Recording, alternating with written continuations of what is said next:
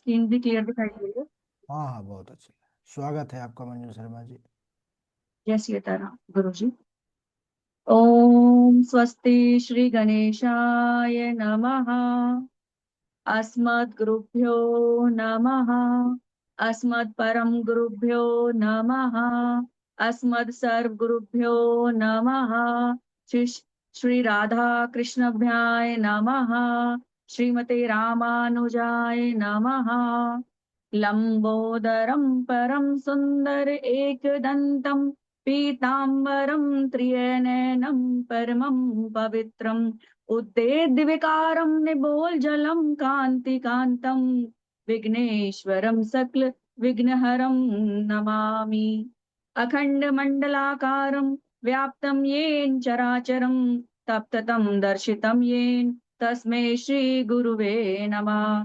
नारायणं नमस्कृत्य नरं चैव नरोत्तमं देवी सरस्वतीं व्यासं ततो जयमुदीरयेत्। श्री राम राम रघुनंदन राम राम श्री राम भ्राता ग्रज राम राम श्री राम रन कर कश राम राम श्री राम शरणम भव राम राम श्री रामचंद्र चरणों मनसा स्मरामि श्री रामचंद्र चरणों वचसा गृणामि श्री रामचंद्र चरणों शिरसा नमामि श्री रामचंद्र चरणों शरणं प्रपद्ये। रामाय रामभद्राय रामचंद्राय वेदसे रघुनाथाय नाथाय सीताया पते नमः।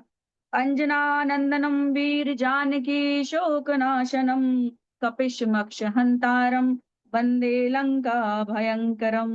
मूकं करोति वाचालं पंगुं लग्यते गिरिं तत्कृपातमं वन्दे परमानन्दं माधवम्। भक्ति भक्त भगवंत गुरु चतुर नाम बपु एक इनके पद वंदन किए नाशत विघ्न अनेक। श्री सीताजू के पद कमल जब लगी हृदय नवास और राम भ्रमर आवत नहीं तब लगता के पास। बोलिए सियावर रामचंद्र भगवान की जय। गोस्वामी तुलसीदास जी महाराज की जय। श्री रामचरित्र मानस की जय। अखिल ही प्रतनीय परमात्मा पुरुषोत्तम गुणगण निलय कौशल्यानंदन पर ब्रह्म परम सौंदर्य माधुर्य लावण्य सुधा सिंधु परम आनंद रस सरोवर कौशल्य आनंद वर्धन अवध नरेंद्र नंदन श्री रघुनंदन विदे वनस वैजंती जनक नरेंद्र नंदिनी भगवती भास्वती पराम्बा जगदीश्वरी माँ सुनैना की आंखों की पुतलिका विदेजा जनक जा जनकाधिराज तनया जनक राज किशोरी जी विदेही जी मिथेली जी श्री राम प्राण वल्लभा श्री जानकी जी। इन दोनों युगल श्री सीता रामचंद्र भगवान के चरणों में कोटि कोटि नमन नतमस्तक अभिनंदन। चारों भैयाओं और तीनों मैयाओं को कोटि कोटि प्रणाम। अनंत बलवंत गुणवंत श्री हनुमान जी महाराज के चरणों में बारंबार नमस्कार। समुपस्थित भगवत भक्त श्री राम कथा अनुरागी सज्जनों आप सभी को कोटि कोटि नमन। समस्त भूतादिक सिया राम मैं सब जग जानी करहूं प्रणाम जोर जुग पानी। हम सबका परम सौभाग्य कि हमें श्री राम कथा सुनने पढ़ने का और गुरुदेव की कृपा से इसे बार बार अध्ययन करने का मौका मिल रहा है। क्योंकि सामान्य कृपा तो सभी को मिल जाती है लेकिन विशेष कृपा जब भी मिलती है जब कृपा में भी कृपा हो जाती है। जिसे हम कहते हैं अति हरि कृपा जाहि पर होई पाव देहि एहि मारग सोही। हम सबका ये परम सौभाग्य है कि भगवान की विशेष कृपा कथा हमको यहाँ पर प्राप्त हो रही है जो कलयुग के सभी दोषों का निवारण करने वाली है।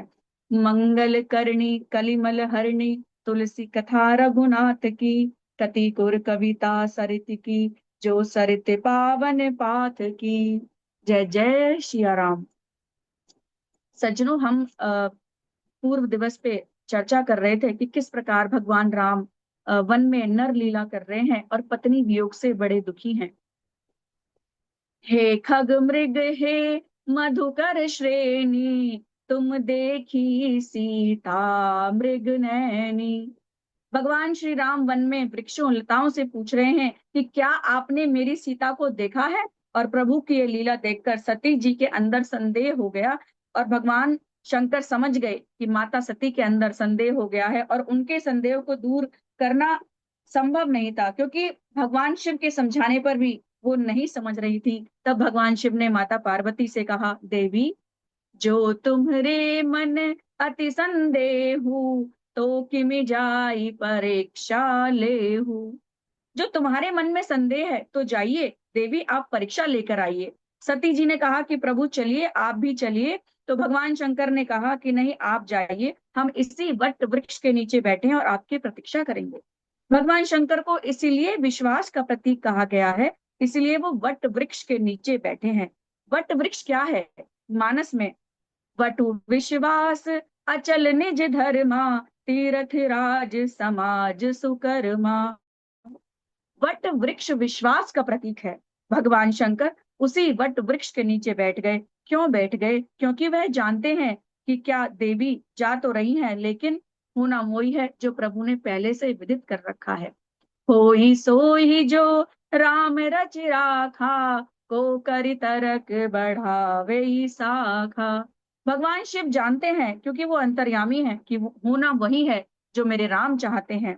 और यहाँ पर बड़े ही सुंदर भाव से एक रसिक ने लिखा है कि इस संसार की गतिविधियों पर नहीं अधिकार किसी का है, जिसको हम परमात्मा कहते, ये सब खेल उसी का है।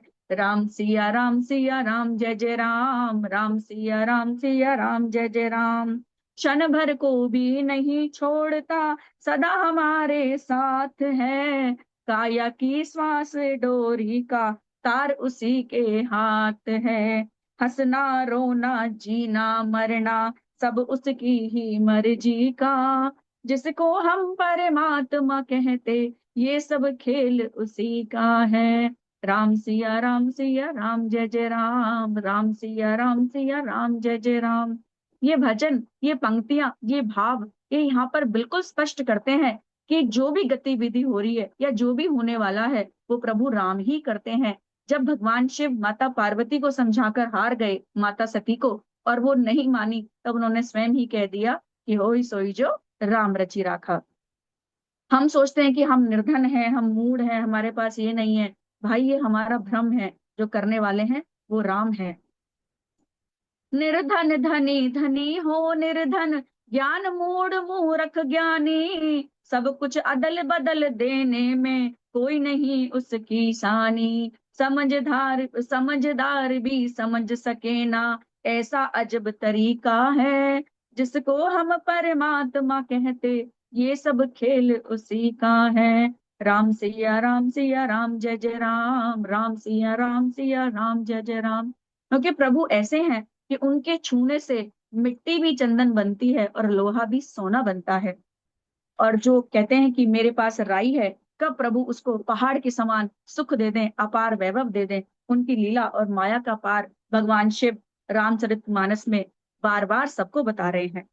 सज्जनों, आज भगवान शंकर वट वृक्ष के नीचे बैठकर प्रतीक्षा करने लगे, और माता सती गई परीक्षा लेने के लिए। और परीक्षा ऐसी कठोर कि उन्होंने माँ जानकी का झूठा वेश बदल लिया, यानी कि दूसरा नकली वेश धारण कर लिया। क्योंकि पहले समय में ऐसी विद्याएं थी कि हम किसी का भी रूप धारण कर सकते हैं, जो कि एक अलग ही तप के कारण आ सकती है। देवी देवताओं के साथ साथ ऐसी विद्या कुछ मायावी असुरों में भी हमने देखा, त्रेता युग में और द्वापर युग में थी। तो इस समय माता सती ने माता जानकी का वेश धारण कर लिया और राम जी के आगे चलने लगी। यानी कि नकल करने के लिए भी थोड़ी अकल की आवश्यकता होती है। आज उन्होंने नकल तो कर ली, माता जानकी का वेश तो बना लिया, लेकिन राम जी के पीछे चलने की बजाय आगे चलने लगी, क्योंकि माता जानकी हमेशा श्री राम के पीछे ही उनके पद कमलों पर चलती थी।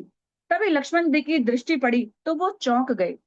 लक्ष्मण देखी उमा कृत वेशा।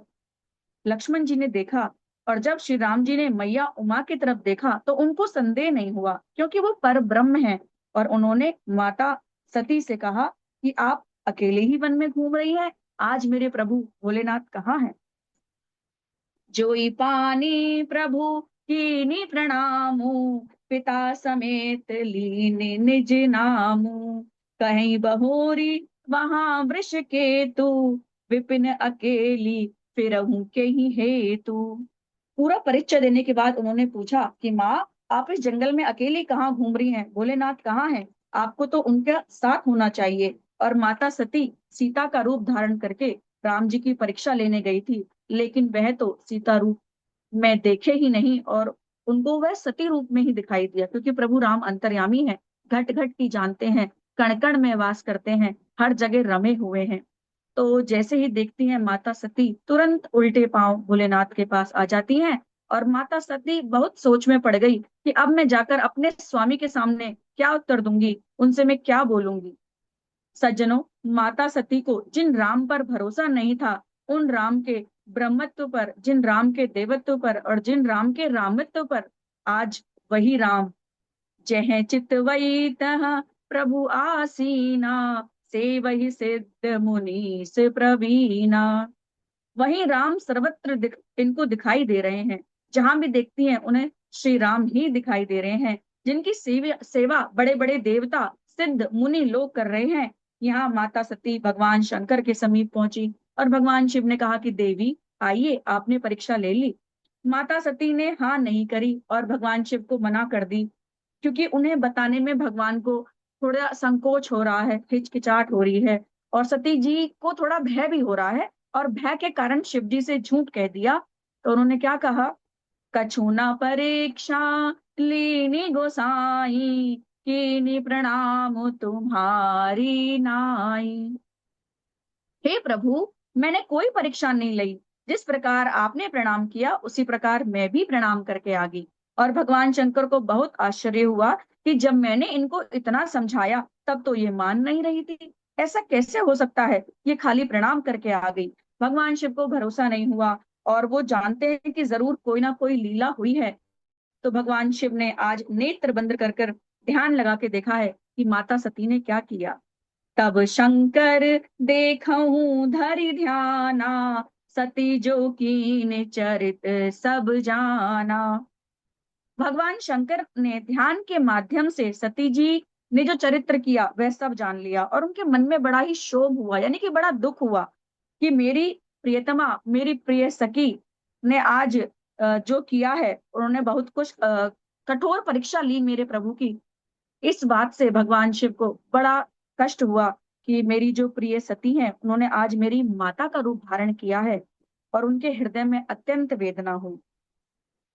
सती कीना सीता कर वेशा, शिव उर भयहूँ विषाद विशेषा, जो अब करऊं सती सन प्रीति, मिटई भक्ति पथु होई अनीति।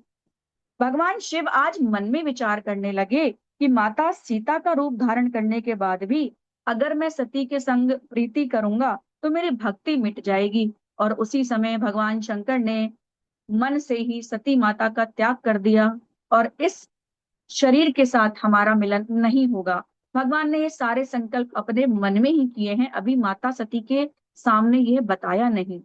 एहि तन सीतहि भेंट मोहि नाहि, शिव संकल्प कीन्ह मन माहि। एहि तन सती भेंट मोहि नाहि, शिव संकल्प कीन्ह मन माहि।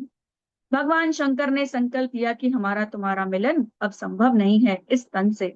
सज्जनों, इस त्याग का परिणाम बड़ा भयावह हुआ, और जब शंकर ने माता सती को त्याग की प्रतिज्ञा की, उसी समय देवताओं ने आकाशवाणी के द्वारा भगवान शंकर की जय जयकार करी। और जय जयकार भी इसलिए करी कि इतनी कठोर प्रतिज्ञा केवल आप ही कर सकते हैं और कोई नहीं कर सकता। आकाशवाणी को सुनकर सती जी के हृदय में चिंता घर कर गई। उन्होंने पूछा संकोच वश कि हे नाथ, आपने ऐसी कौन सी प्रतिज्ञा करी है, मुझे बतलाइए। सती ने अनेक भांति से पूछा, लेकिन भगवान शंकर उस समय यह बात उनसे नहीं कही। लेकिन माता सती के हृदय में यह बात आ गई कि मेरे नाथ जो सर्वज्ञ हैं, त्रिकालज्ञ हैं, भूत भविष्य वर्तमान सब जानते हैं, मैंने उनसे झूठ बोलकर बहुत अनर्थ किया है। इस प्रकार माता सोचकर दुख से व्यथित हो जाती हैं। और सतहि संचोच सती ही ससोच जानहु वृष केतु, कहीं कथा सुंदर सुख हेतु। बरनत पंथ विविध इतिहासा, विश्वनाथ पहुँचे कैलाशा। शंकर भगवान ने जब माता सती के हृदय की पीड़ा को देखा, तो वो कई प्रकार की कथाओं को कहते हुए उनका दुख दूर करने का प्रयास करने लगे। और भगवान शंकर कैलाश पहुंचकर वट वृक्ष के नीचे बैठकर समाधि लगा ली। सज्जनों, इधर दक्ष प्रजापति को ब्रह्मा जी ने प्रजापतियों का प्रशासक यानी कि अध्यक्ष पद पर नियुक्त कर दिया। और दक्ष को जब इतना बड़ा पद मिला तो उसका अभिमान सातवें आसमान पर चला गया। और यहाँ पर गोस्वामी जी ने लिखा है, नहीं कऊ अस जन्मा जग माही, प्रभुता पाई जाई मद नाही। ऐसा कौन है इस धरती पर जिनको पद मिले और उसका मद ना आए। और दक्ष को भी मद आ गया, लेकिन हाँ, उसको मद नहीं आता जो अपने सारे कार्य को करके श्री राम के चरणों में अर्पण कर देता है, श्री कृष्ण के चरणों में अर्पण कर देता है, या अपने गुरु महाराज के चरणों में अर्पण कर देता है। जब वो अपनी मैं की भावना को त्याग देता है तो उसे अहंकार नहीं आता। लेकिन यहाँ पर अहंकार की सीमा चरम सीमा को पार कर गई है कि मैं ही सब कुछ कर सकता हूँ। उन्होंने एक बड़े ही सुंदर यज्ञ की रचना करी, सबको बुलाया। किसको नहीं बुलाया? अपने बेटी दामाद को नहीं बुलाया। अहंकार का स्तर ही देखिए कि अपने ही बेटी दामाद को नहीं बुलाया। जिनको बुलाया वह भी कम करामाती नहीं थे। जिन देवी देवताओं को निमंत्रण मिला वह सब अपने अपने विमान को कैलाश के ऊपर से उठाकर ले जा रहे थे। सती ने देखा तो विचार करने लगी, ये सब लोग कहाँ जा रहे हैं। माता सती ने भगवान शंकर से पूछा तो उन्होंने कहा कि यह सब देवता आपके पिता के घर जा रहे हैं। माता सती ने कहा, पिता के घर? मेरे पिता के घर क्यों? तब भगवान शंकर ने कहा कि आपके पिता दक्ष ने बहुत बड़े यज्ञ का आयोजन किया है। तब माता सती कुछ प्रसन्न हुई और पिता के घर यज्ञ की बात सुनकर, चलो मैं भी कुछ दिन पिता के घर रहूंगी, अगर भगवान शंभुनाथ आज्ञा दे। क्योंकि उनके हृदय में बहुत वेदना है कि मेरे पति ने मेरा त्याग कर दिया। माता सती अपने पिता के घर जाने के लिए तैयार हो गई। निमंत्रण नहीं आया, बुलावा नहीं आया, तब भी वह जाने के लिए तैयार है। उन्होंने कहा कि प्रभु, पिता के घर बिना बुलाए चले जाना चाहिए, ये कार्य कोई अनुचित नहीं है। क्योंकि शास्त्रों में कहा गया है, भगवान के घर, मंदिर में, गुरु के घर, पति के घर, पिता के घर, भजन सत्संग कीर्तन में बिना बुलाए भी चले जाना चाहिए। भगवान शंकर ने कहा, देवी आपका वचन सर्वदा सत्य है, लेकिन इन स्थानों पर बिना बुलाए नहीं जाना चाहिए। जहां जानबूझकर ना बुलाया जाए, वैर भाव से ना बुलाया जाए, वो फिर कोई भी स्थान हो वहां नहीं जाना चाहिए, क्योंकि वहां जाने से हमारा कल्याण नहीं होगा। आज भगवान शंकर ने माता सती से वह सारी बात बताई कि दक्ष ने उनसे किस कारण द्वेष बैर रखा था। दक्ष सकल निज सुता बुलाई, हमरे बरहु तुम्हि बिसराई। माता सती ने कहा कि हे प्रभु, आपसे बैर? शिव से कौन बैर कर सकता है? अरे आप तो उनके दामाद हैं, उनके पूज्य हैं, फिर आपसे वो बैर क्यों करेंगे? तब भगवान शंकर ने संक्षेप रूप में सारी कथा सुनाई कि जब ब्रह्मा जी के सभा में दक्ष के आने पर भगवान शंकर खड़े नहीं हुए तो दक्ष ने उनका अपमान किया। और भगवान शंकर ने कहा कि देवी, आपने जो कहा माता पिता गुरु के यहाँ बिना बुलाए भी चले जाना चाहिए, यह बात आपकी सत्य है, लेकिन जहाँ विरोध मानकर ना बुलाया जाए वहां जाने से कल्याण नहीं होता। आज भगवान शिव माता को अनेक भांति प्रकार से समझा रहे हैं कि आप वहां ना जाएं, लेकिन माँ तो जाने का निश्चय कर चुकी हैं। इसे हम प्रारब्ध वश कह सकते हैं या भावी वश कह सकते हैं कि भावी बड़ी प्रबल होती है, होनी बड़ी प्रबल होती है। भगवान शिव ने माता के पीछे अपने गणों को भेज दिया सारा सामान लेकर, क्योंकि वो जानते थे कि माता अब लौटकर नहीं आएंगी। सादर भले मिलही एक माता, भगनी मिली बहुत मुस्काता।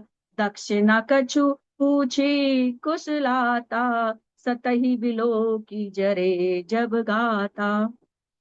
केवल प्रेम से अगर कोई मिला तो वह उनकी माता थी। बाकी सबने माता सती का अपमान ही किया। बहन मिली तो हंसी उड़ाने लगी, इसे तो बुलाया ही नहीं, देखो कैसे आ गई, बिना बुलाए ही चली आई। माता भी कोई साधारण माता नहीं है, जगत जननी जगदम्बा है। उन्होंने इन बातों पर विचार नहीं किया और वो आगे बढ़ी। दक्ष के डर के कारण किसी ने भी माता सती की कुशम शेल नहीं पूछी और माता सती को आया हुआ जानकर दक्ष उनके पिताजी को बड़ा क्रोध आया। सज्जनों, इस दुनिया में माता के समान और कोई नहीं हो सकता, और माता ने उनको पहचाना और उनको सम्मान दिया। माता सती ने कहा कि माँ, मुझे यज्ञ भूमि के दर्शन कराओ, विलंब ना करो, क्योंकि पिता ने यज्ञ किया है तो यज्ञ भूमि को देखने के लिए मेरे मन में बड़ी उतावलापन है, बहुत शीघ्र मैं देखना चाहती हूँ। बंधुओं, माता सती यज्ञ भूमि पर गई और यज्ञ भूमि की परिक्रमा की। पूरी यज्ञ भूमि का विचरण कर रही हैं, चारों ओर देख रही हैं। उन्होंने देखा कि सभी देवताओं का स्थान है, लेकिन मेरे स्वामी, मेरे नाथ महादेव का कहीं भी स्थान दिखाई नहीं दे रहा। तब अपने पिता के सेवकों को बुलाकर उन्होंने पूछा कि भगवान शंकर का स्थान कहाँ पर है। सेवकों ने कहा, मैया, आपके पिता ने भोलेनाथ का भाग स्थान इस यज्ञ में नहीं रखा। भोलेनाथ को उन्होंने अपने यज्ञ में किसी भी प्रकार का कोई स्थान नहीं दिया। और बंधु माताओं, यह सुनते ही सती जी कांप गई। उनका पूरा शरीर क्रोध की अग्नि में जलने लगा और माता सती क्रोधित होकर कहने लगी, इस अभिषेक को कोई भी पूर्ण नहीं कर सकता, चाहे वो मेरे पिता ही क्यों ना हो। वह उनकी भी गति होगी जो शिवद्रोही की होती है। भगवान का अपमान, मेरे शंभुनाथ का अपमान, दाहिने पैर के अंगूठे को धरती पर रगड़ा है और योग अग्नि प्रकट हुई है, और उसी योग अग्नि में माता सती ने अपने शरीर को स्वाहा कर दिया। पूरा शरीर जलकर भस्म हो गया। जो शरीर मेरे पति के सम्मान की रक्षा ना कर सके, मेरे शंभुनाथ की सम्मान की रक्षा ना कर सके, उस शरीर को रहने का अधिकारी नहीं है। माता ने अपने शरीर को भस्म कर दिया, क्योंकि उन्होंने सोचा कि अगर प्रेम से भी मुझे भगवान ने दक्ष नंदिनी कहकर पुकार लिया तो मेरे लिए मरण समान हो जाएगा, और भगवान शिव का स्थान और यहाँ पर उनका आसन नहीं है, इतनी उनकी निंदा हो रही है, तो मैं यहाँ पर नहीं रह सकती। उन्होंने एक बात का और भी विचार किया कि शास्त्रों में ऐसा कहा गया है, जहां भगवान शिव की निंदा होती हो या कोई करता हो, उसकी जिह्वा खींच लेनी चाहिए और सामर्थ्य ना हो तो वहां से चले जाना चाहिए। माता सती ने इन सभी बातों का विचार करके आज उस योग अग्नि में अपने देह का त्याग कर दिया। भगवान शंकर को पता चला। उन्होंने वीरभद्र को भेजकर पूरे यज्ञ का संहार करवा दिया। बंधुओं, माताओं, जो यज्ञ दूसरों को नीचा दिखाने के लिए किया जाता है, किसी को अपमानित करने के लिए किया जाता है, किसी को छोटा दिखाने के लिए किया जाता है, वह कभी पूरा नहीं होता। उसका कभी भी उसको कभी सम्मान नहीं मिलता। अरे, यज्ञ तो यज्ञ है, उसमें आपको किसी को हीन भावना से क्यों देखना है? क्योंकि सर्वे भवन्तु सुखिना, यज्ञ तो सबके सुख की कामना के लिए करना चाहिए, ऐसी भावना से करना चाहिए। लेकिन भगवान शंकर सती के देह त्याग के बाद प्रभु के भजन में लग गए, और सती का अगला जन्म हिमाचल राज और मैना के घर पार्वती के रूप में हुआ। अब आप पूछेंगे क्यों? तो सुनिए, सती जी जब अपने शरीर को त्याग रही थी, सती मरत हरि सन बरु मागा, जन्म जन्म शिव पद अनुरागा। शरीर त्यागते समय उनके मन में यह इच्छा थी कि जन्म जन्म शिव जी ही मुझे पति रूप में प्राप्त हो, मुझे भगवान शिव की ही चरण सेवा का अवसर बार बार मिले। इसलिए वे पर्वतराज हिमाचल के घर पार्वती के रूप में जन्म लेती हैं। और जब पार्वती देवी का जन्म हुआ तो नाना प्रकार का वैभव प्रकट हो गया, क्योंकि माँ जगदम्बा स्वयं प्रकट हो गई हैं। और एक बार विचरण करते हुए नारद जी पर्वतराज के घर पहुंचे, और नारद जी ने पर्वतराज जी के गुण दोष का बखान किया। नारद जी ने बताया कि आपकी कन्या बड़ी ही सुलक्षणा है, बड़ी ही सुकन्या है, बड़ी ही सुयोग्य है, लक्ष्मी है और बड़ी ही भाग्यशालिनी है। बस इसका जो पति होगा वो थोड़ा उदासीन, जटाजूटधारी, नंग धड़ंग, शमशान निवासी, सांपों का श्रृंगार करने वाला मिलेगा। मैना मैया ने कहा, अभी तो आप कह रहे हैं मेरी बेटी बड़ी भाग्यशाली है, मेरी पुत्री के आप भाग्य की बखान कर रहे हैं, और आप उसके पति के लिए क्या कह रहे हैं कि उसका तो भाग्य ही फूट जाएगा। अगर किसी का पति शमशान में रहे तो उसकी माँ कैसे स्वीकार कर सकती है? नारद जी ने कहा, मैया, हम क्या करें, भाग्य में यही लिखा है, हम तो बदल नहीं सकते। हाँ सुनो, अभी आपको यह दोष दिख रहे हैं ना, इनके होने वाले पति में है, तो यह सब अच्छे में बदल जाएंगे, आप चिंता मत करें। अनेक प्रकार से नारद जी माता को सांत्वना देते हैं कि शादी भगवान शंकर से हो जाए तो सारे अवगुण गुण में परिवर्तित हो जाएंगे, क्योंकि जितने लक्षण आपको अभी बताए गए हैं वो सारे लक्षण भगवान शंकर में घटित होते हैं। और अवगुण भी भगवान शंकर के पास जाकर गुणों में परिवर्तित हो जाते हैं। सारे गुण भगवान शंकर में हैं। यह विचार कर माता पार्वती बड़ी प्रसन्न हो गई। उन्होंने देवर्षि नारद से निवेदन किया कि हे ऋषिवर, मुझे क्या करना चाहिए भगवान शंकर को प्राप्त करने के लिए। तब देवर्षि नारद ने माता मैना से कहा, जो तप करे कुमारी तुम्हारी, भावहु मेटि सकहि त्रिपुरारी। तपस्या, अगर आपकी बेटी भगवान शिव की तपस्या करे तो वो भाग्य की विधाता के लेख को बदल सकते हैं। माता पार्वती भगवान शिव को पति रूप में प्राप्त करने के लिए अपने माता पिता से आज्ञा लेकर वन चली जाती हैं और वहां पर अनेक वर्षों तक कठोर तपस्या करती हैं, घोर तपस्या। बड़े बड़े तपस्वी भी नतमस्तक हो गए। बिना कुछ खाए पिए उन्होंने तपस्या की और उन्होंने कुछ समय तक पेड़ों के पत्तों को खाया, जिनसे उनका नाम पड़ा अपर्णा। इस प्रकार माता सती तपस्या करती हैं। उसका विवरण हम अगले दिवस में करेंगे और कैसे उन्हें प्रभु पति पत्नी रूप में और पति पत्नी के रूप में स्वीकार करते हैं और किस प्रकार बड़ा ही सुंदर एक नई रिवाज हमारे उसमें चलती है सनातन धर्म में, बारात की, जो भगवान शिव और माता पार्वती ने ही शुरू करी है। तो भगवान शिव तो बड़े ही दयालु हैं। और थोड़ा सा अभी सावन का पावन महीना आने वाला है, एक भजन के माध्यम से अपनी वाणी को विराम दूंगी कि भगवान भोलेनाथ सब कुछ देने में समर्थ हैं। और मनुष्यों की तो छोड़ो, वो तो ब्रह्मा जी, विष्णु, महेश और नारद जी को भी देने में समर्थ हैं। तो हम संसारी प्राणी अगर उनकी शरण में जाएं तो निश्चित रूप से वो हमारा कल्याण करेंगे। भगवान क्या क्या देने में समर्थ हैं, थोड़ा सा अपनी भाव के माध्यम से प्रस्तुत करती हूँ।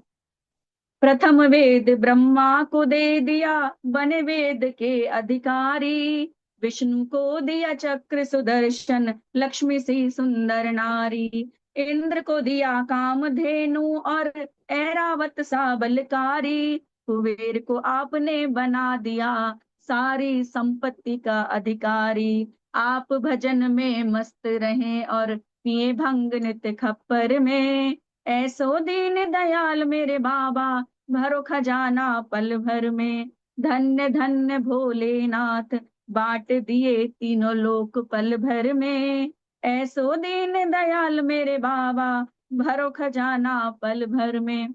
आप सभी जानते हैं, जब समुद्र मंथन से विष प्रकट हुआ तो उसे भोलेनाथ ने पिया। अमृत तो देवों को दे दिया, आप हलाहल पान किए। ब्रह्म ज्ञान दे दिया उसी को, जिसने आपका ध्यान किया। भागीरथ को दे दी गंगा, सब जग ने स्नान किया। बड़े बड़े पापियों को तारा, पल भर में कल्याण किया। अपने पास वस्त्र न रखा, मस्त रहे बागंबर में। ऐसो दीन दयाल मेरे बाबा, भरो खजाना पल भर में। ऐसो दीन दयाल मेरे बाबा, भरो खजाना पल भर में। जय जय सिया राम, जय जय सीताराम। जय सिया राम गुरु।